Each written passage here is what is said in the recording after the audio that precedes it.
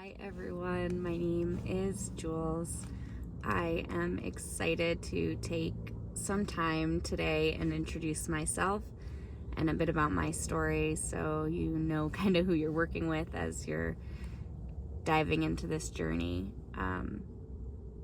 Again, my name is Julia, formerly Rickner or Jules, and I use she, her pronouns. My life story and experiences led me to where I am today, which is hoping to bring this beautiful journey of the wounded healers to you, so you can also share in the beauty of recognizing that you are your own healer and you have that healer within already. It's just about finding her, him, them, and identifying with the wounded one, seeking to change, to alchemize what it is you need on your journey, to guide others to do the same. You are a wounded healer, and I want to share my story of how I refound her within myself. Where to even begin? We all have experienced pain and loss, suffering. My therapist once said to me that to reject pain is what leads to suffering, and that really sat heavy on my heart for many, many years. A heaviness that allowed me to grow, and I want to share that story with you. In my little 28 years of existence on this floating rock, I have experienced a lot. Grew up in a very nuclear, happy family. The most devastating thing in my existence until about 18 years old was losing my 4 grandparents before the age of 12. Several of them long, drawn out, and painful process to watch as a child and watch my parents go through. It was not until 14, maybe 15, when I started really recognizing that I held a lot of pain and confusion and sadness within myself that may have presented itself as the anxiety or agitation or premenstrual symptoms that a young teenage girl may experience. And it wasn't until I brought myself to a clinic when I was in university at 18 years old and got diagnosed with major depressive disorder and generalized anxiety. This was a profound time in my life because I was starting to get answers. And I was starting to feel really validated that other people were not, it wasn't that other people were experiencing it, it's that other people were talking about it and wanting to help those who felt similarly to me. And I am so grateful that I had the supports that I did and the strength in that moment to walk myself down the hill to the nutritionist and to the psychiatrist and to find ways to lift myself back up. But at this time, I was definitely relying heavily on outside resources, friends, family, and not necessarily recognizing the person who's been with me through it all, that being myself. It was during the second semester of my freshman year of university that I was involved in a one-car accident. I was a passenger at the time and received some pretty intense physical injuries. And at the time of the accident, I lost my best friend. Afterwards, my body was very much a priority to the medical system, rightfully so. I had to get patched up before focusing on anything else. And after about a month in the hospital, I went home with a hospital bed and 2 broken legs and all casted up, and I had so much support, family and friends, and I was finally starting to understand that Christina had passed. And I struggled. I was experiencing intense mood swings and panic attacks. I was grieving really, really heavily, and my body and my mind were remembering things that I couldn't. My folks and the system worked their hardest to support me,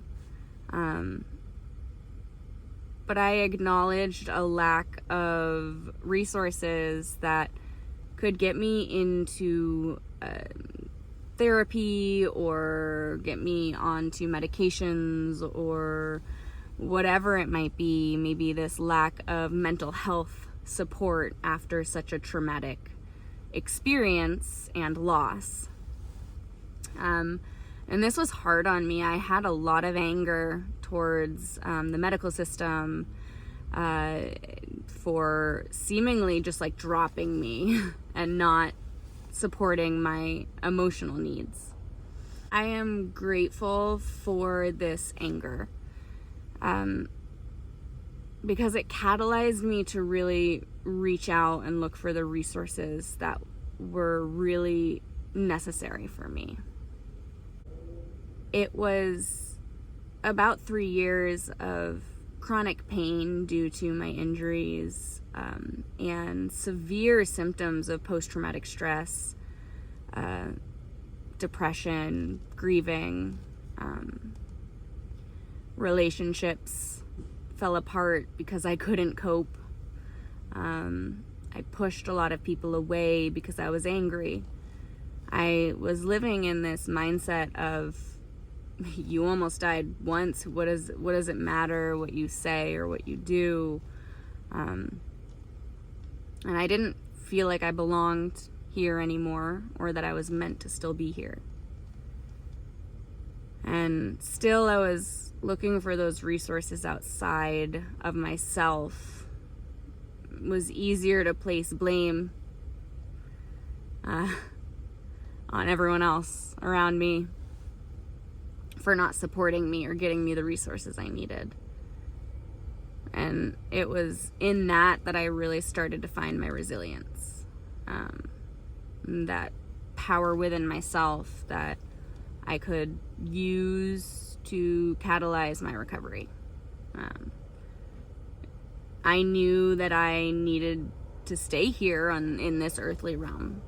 My parents already had been through a lot, and my family and my friends, and I was here for a purpose. I came back for a reason. So giving up wasn't an option, and I was doing a lot of rejecting the pain I was feeling, which was only leading to suffering. In 2018, that I received a surgery that allowed me to walk freely again.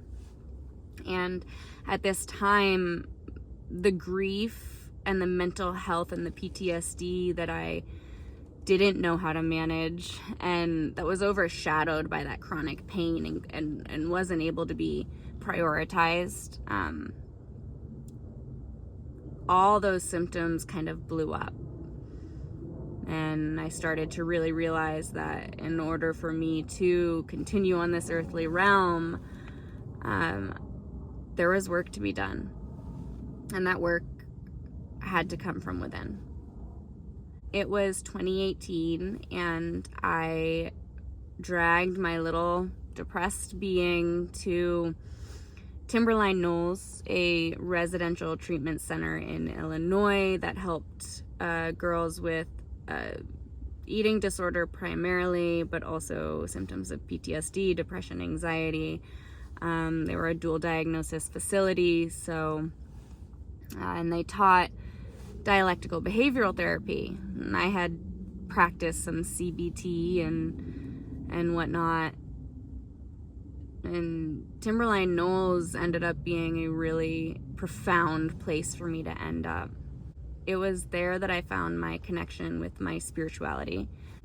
I found hope and purpose and safety in a connection with my angels, with Christina, with my grandparents, with those that I lost, and found this external way to find peace being here.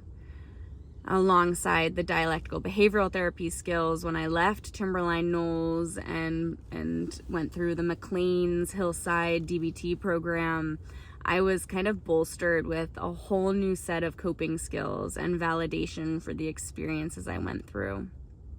And I had found this God, if you may, and faith in my angels and my loved ones and my outside supports.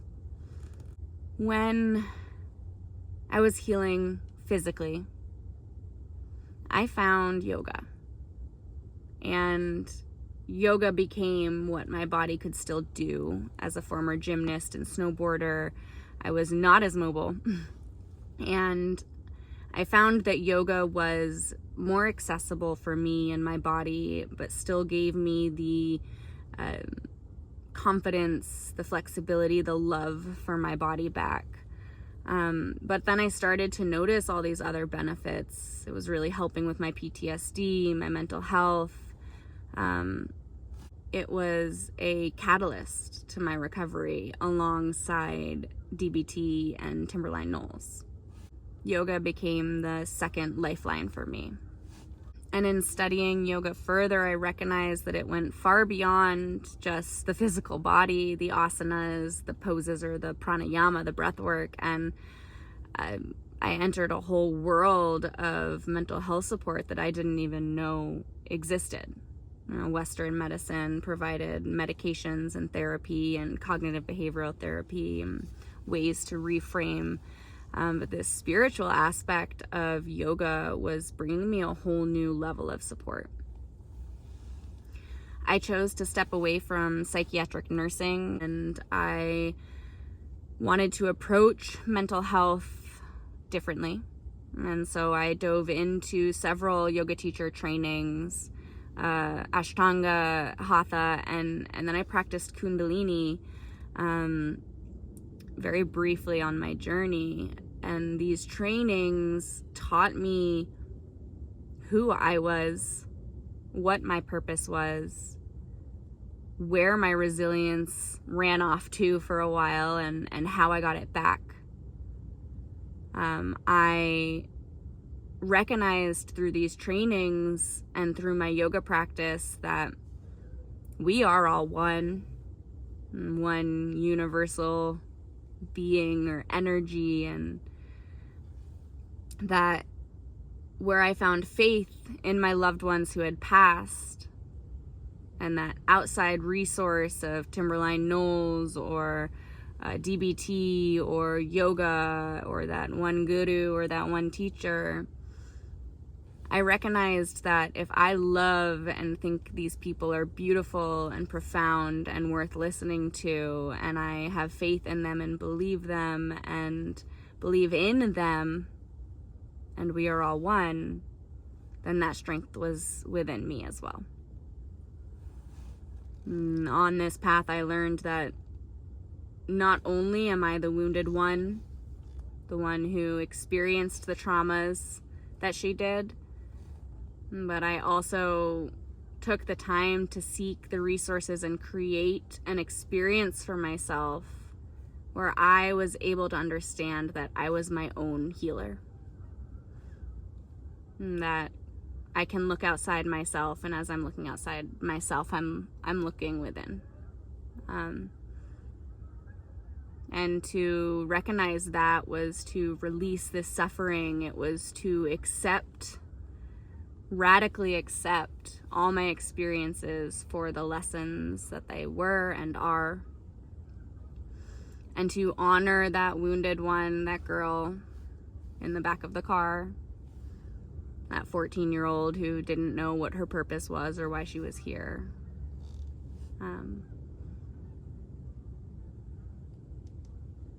I had a really profound journey.